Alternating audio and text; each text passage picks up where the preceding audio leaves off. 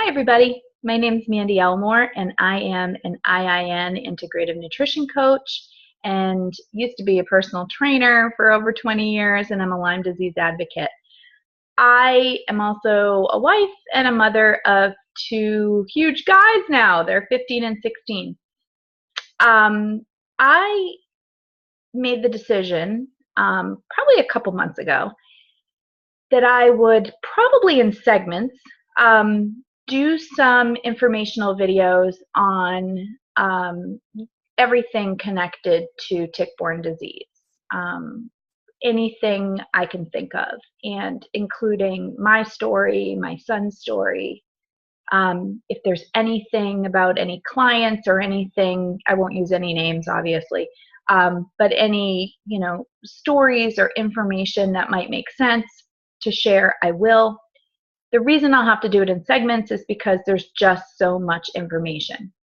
What I do promise is that I will be brutally honest, like I usually am, and a lot of the things that I will talk about will not probably be very fun, but hopefully they will be information that people can use to keep themselves well or get themselves well. I have avoided doing this mainly because it is extremely hard.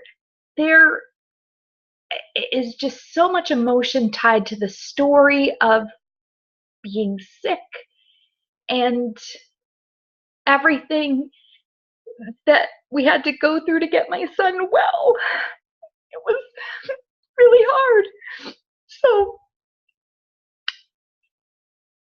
I've avoided it. I've avoided telling the story, and I'm always amazed by people talking about their story and not getting upset. I'm still upset. I'm angry and pissed and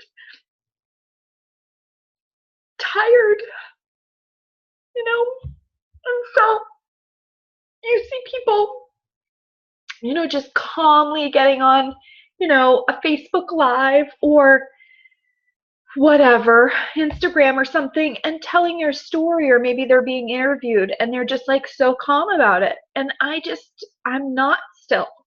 And it's why I avoid it. I can post all day and I can share information, but God, sitting there talking about it and I was going back through all the timelines and reading everything, and it's like, oh my God, I can't believe that we went through that. It's nuts. And the worst part about it, the worst part is that every week I get emails and phone calls and texts and whatever from people who are desperate and they need help and they need information, and they are right where I was in the beginning, but I wasn't there to give this information. So part of me is so frustrated that nothing's changed practically. It's infuriating. And on the other hand, I feel like people at least leave with more knowledge than I did in the beginning.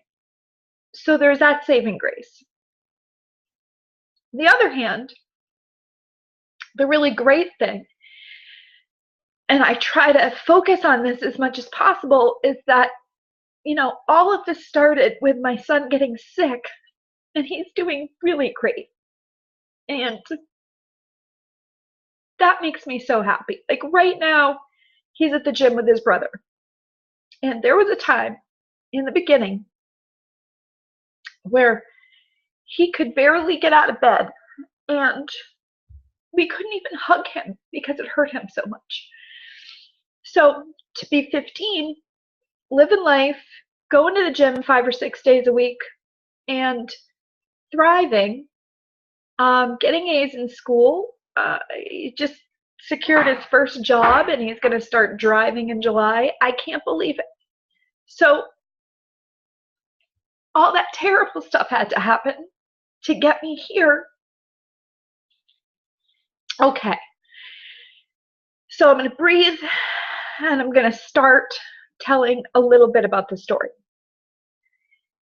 So Logan was 3 when he was getting ready for a bath and had something on his back. And I thought it had like a family barbecue or something, you know, it's middle of the summer. And he had something on his back. I thought it was a piece of food, and I went to pull it off. And when I did, and I kind of had to tug at it, it moved. And I was like, oh my God, it's a bug. And I realized I put it on like a tissue or a piece of toilet paper or something. Realized it was a tick, and it was a nymph. It was like almost clear. It was so small. It was baby. I mean, the size of like maybe a poppy seed, maybe. Really small. I still to this day don't know how I saw it, but I did. Put it in a baggie, dated it, kind of freaked out. And that was on a Sunday. So the next day, he had his bath, blah, blah, blah, went to bed.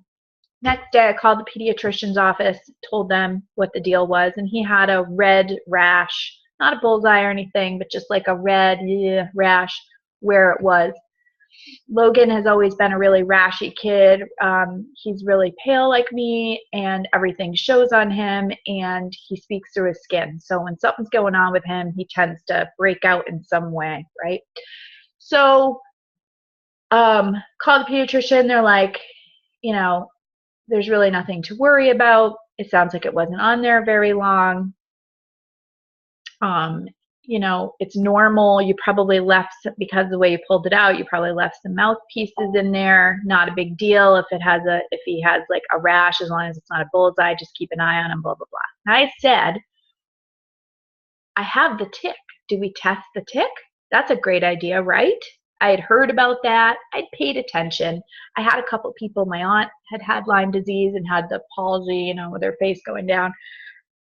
And I knew a bunch of other people, and I'd been paying attention, and at least somewhat, right? And they said, no, there's really no point. Like, he's fine. So that rash thing got a little bit bigger. There wasn't really anything, but I pushed it, and I went in with him, and the doctor took a look at him and said, there's nothing to worry about. There's nothing here. We don't need to deal with this. You're good. And 2 years went by, and there were loads of weird things that happened. Logan got molluscum, which hopefully I'm pronouncing that right, which is this weird warty rash thing all over his legs and stuff. And the pediatrician said, oh, that's, you know, super contagious and normal. Loads of kids get it. It'll be gone in a month or two. It wasn't. It was bad and painful, and he couldn't sleep. And it was spreading, and then we went to the dermatologist, and they said, oh, it's molluscum. There's really nothing we can do. It just needs to phase out, and you can put Vaseline on it at night. To this day, Logan has like serious scars from that molluscum, and that lasted for almost 2 years. Not the normal amount of time. There was a number of viruses, I'm putting that in quotes, viruses that Logan had that nobody else in the house had. Fatigue, mood swings. He started having weird night sweats, night terrors. Literally, I kid you not, every single night. And anybody can ask my husband. Every single night around 12:30, Logan would wake up screaming, and it escalated to him running through the halls and him being in weird rooms and just weird stuff. And only I could calm him down, and he would calm down and go back to sleep. No recollection of it. He started having jaw pain, weird jaw pain. he had started on gymnastics, and he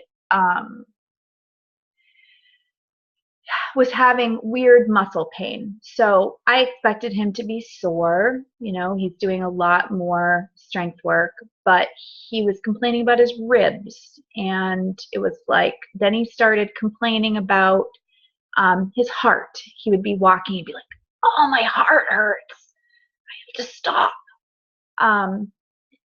It was starting to get a little nerve-wracking. But then just as I was getting freaked out about something, it would go away or he wouldn't mention it. And out of my two kids, Logan was the tough one. So the thing to keep in mind is, no offense to Nolan, he's an awesome kid and he's a tough kid. But there's a difference. If Nolan stubs his toe, it's like, you know, World War III has gone off and he's broken his toe and, oh, I'm going to die, my toe's going to fall off. Logan could get hit with a brick and be like, ugh, like nothing. So for Logan to complain about pain, it was pretty significant. It was like, oh, what's wrong? You know, the minute he started crying, it was like, ooh, he must be really hurt. So I intuitively knew something was really going on, but it would fade. And, you know, life is life. Stuff's constantly going on. And every time I would bring something up at the pediatrician, they'd be like, oh, that's normal, that's normal, it's normal. Chronic constipation, normal. You know, fatigue in his legs, leg pain, growing. Like everything was normal. Jaw pain, he's probably got, you know, he's probably clenching his jaw or whatever, and, you know, went to the, go to your dentist and ask them if he's grinding his teeth, blah, blah, blah. And he was getting his teeth clean, and I said to Julie, the hygienist, I said, this is what's been going on, blah, blah, blah. And so she did a full check, and she goes, no, there's no clicking. There's no evidence of him grinding his teeth. She's like, has he ever had a tick bite? Have you ever checked into Lyme? And that's when I was like, everything's safe, because I knew it. I knew that bite was something, and I didn't listen to myself, to my gut feeling. All these weird things going on, and I'm sorry, it's not normal for your kid to not be able to sleep and scream every night when they're not 2. You know, they're older. It's not normal. And so then both the boys got really sick. And first it was Nolan, and then it was Logan. Headache, stomach ache, horrible, horrible sore throat, and fever. And they both had strep. And I was like, the minute he started having these symptoms, I was like, my part of me sunk even more, because I was like, oh no, here we go. But it happened with Nolan first, and it was strep throat. And I was like, yes, strep throat. They're going to give him antibiotics, and Logan's going to be fine. And I don't even know what I was worried about, blah, blah, blah. So they give him amoxicillin. And the first 2 days of that were really, really, really bad. I remember crystal clear him being in my bed. And he was not the same as Nolan. He was struggling. And then on day 3, his throat felt so much better, but nothing else did. He was a mess. His pain was worse. His headache was horrible. And the thing that I remember distinctly was how bad his stomach hurt. He would be all of a sudden like keel over, and it was bad, bad. And I called, and they're like, oh, you know, he's probably got some other virus on top of it. And I'm like, no, something's going on. And I said, with the jaw stuff and all this, like, why would he feel worse on the antibiotics? Well, we all know now that if you've got Lyme disease and you start antibiotics, you can have a Herx reaction, which is die off. You're killing it off. And so your symptoms can go up and you can feel horrific. So on the good hand, you're killing it off. On the bad hand, you have no quality of life during that period because you're really struggling. So for those of you that know what a Herx reaction is, and until you've gone through one, I'm sorry you don't know, it is god awful. And it can be different for everybody depending on how this disease has taken a hold in their body. And it can also, a Herx can vary with which diseases you have. And at the time, I was only thinking Lyme. I had no clue about co-infections, didn't even know they existed, had no idea, didn't know anything about them.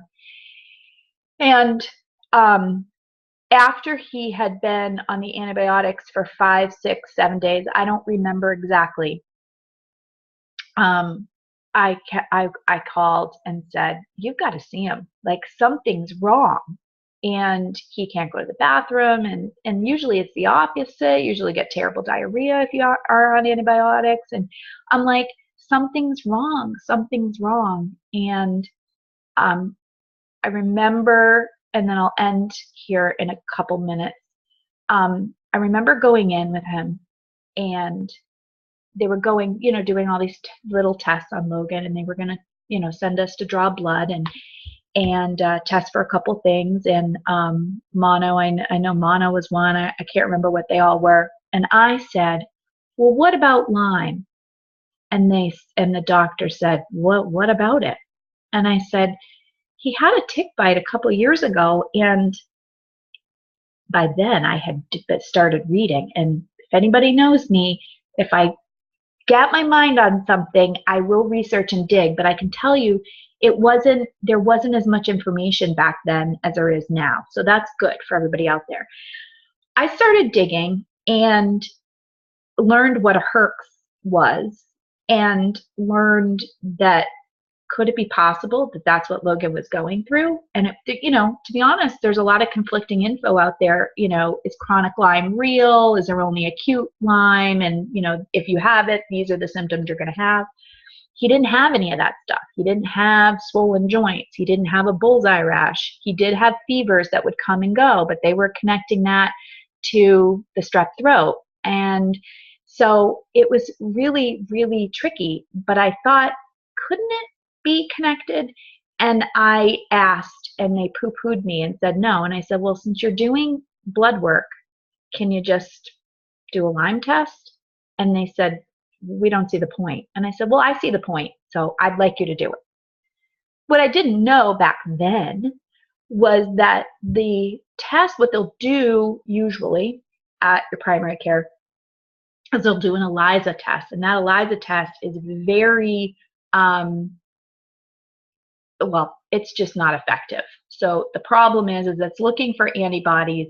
And if this is not an acute infection and it's old, your body isn't going to show them, because it's just this disease hides in your body and hides in your tissues. So it's different. For someone who gets a positive ELISA test, they're lucky. What that means is that they have like really current acute infection that's recent, usually. And if you get that, then they're going to treat you. How they treat you, that's a whole nother segment. But typically what they'll do is if that ELISA test comes back negative, then they won't do any further testing. So there's a Western blot test, and I'll go into that as well. And then there's some other tests that they'll do, like a CD57, and see where your numbers are at. And depending on the doctor's office, but typically they'll just do an ELISA test. And if that says negative, then they're done. They're not going to do any further testing. And a lot of that has to do with what insurance will pay. And, they just don't see the point, because to them, and I totally get this, to them, they've done the test. The test is negative, and now we move on because we need to find out what's going on, and it's not that. The problem with that rationale, and why it didn't work for Logan, is because the tests suck. The tests are not good. And the tests don't make any sense for someone that was bit 2 years ago. That's ridiculous. You can't just go by that. But I didn't know that. And clearly they either didn't know or whatever. So, I get the call saying, we don't know what's going on with Logan, but we know it's not Lyme. And I'm like, okay. And that is where I was. Logan was back to school, terrible headaches, terrible muscle pain all over his body, joint pain that would come and go, horrible, horrible, horrible stomach aches, and fatigue. That's what I was left with. So he had strep throat, and this is where we're at, and there is no end in sight. And maybe give him some, over-the-counter tummy stuff. So that's where we were. So I'll end this segment with, I was getting really frustrated. We had an appointment with a pediatric rheumatologist at Children's, and I believe we had already gone and done the initial work. He was checking for lupus and a couple other things, and different types of childhood arthritis, which, interestingly enough, he said wouldn't have anything to do with the stomach aches, so I don't really, or the headaches. I don't really know what that is. But I brought up Lyme again, and at this point, I'd been doing a whole lot more reading. I still didn't know anything about co-infections or any of that stuff, but I knew something wasn't right. I knew the tests weren't good. And he said, well, they did call for a Western blot. Now, I didn't know that. Nobody had even told me. And he goes, but the Western blot was negative. And at this point was when I said, I need copies of all of that. And he said, okay, just contact your pediatrician and get those copies, which is what I did. And this is what the rheumatologist told me right in front of Logan. I don't know what's going on with Logan, but I can tell you 100% it is not Lyme disease. I can tell you that. And I said to myself, that's strange. How can he say that for sure when we know these tests aren't very accurate? Because I said, so what you're saying is these Lyme tests are accurate, like 100% accurate, correct? Because that's not what I'm reading. And he said, they're the best tests we have. And I said, that's not what I asked. I asked, are they accurate? Are they, like, is this it? Like, you either have it or you don't based on these tests. Is that accurate? And he said, well, like I said, they're the best tests we have, and that's what we use. So to me, the answer is, we don't know. And that just wasn't good enough for me. So I went on Facebook bitching about the situation, and it had been months at this point. And one mom saw my post and knew another mom who had gone through very similar things, only way worse. I mean, her son had really gone through the ringer, and connected us. And she led me to the first Lyme literate doctor. The first doctor that was even willing to talk to me about Lyme. Like, maybe he's got Lyme, maybe not, but I'm willing to listen, and I'm willing to talk to you and exhaust the option. Let's exhaust it and make sure it's not that. And then you can move on with him. And I was so grateful. So I'm sorry, I still get emotional because it's awful. And even though Logan is doing fantastic now, there's still this piece of yuckiness that I carry around because I wish that I had listened to myself. And I really wish that I had, but I didn't know. And I didn't know any better. I just didn't. And so I really, really hope beyond anything that people will see this and recognize that you really have to be your own advocate, and you need to know that doctors are amazing and help us in so many ways, and medicine is miraculous and so useful. However, when it comes to this disease and many other diseases, but I can only speak to this one, that we are so behind, and the information that's being told to people is not right. And there are a lot of sick people, and this is going to be the biggest epidemic ever. And we're going to look back in 20 years and wish we had done better. And it's really frustrating. So hopefully, any of the information that I'm passing on and blubbering like an idiot will be helpful, so that someone else going through this, if they're at that beginning stage, doesn't have to go through 6 years of horrible hell that we had to go through, watching your kid just suffer.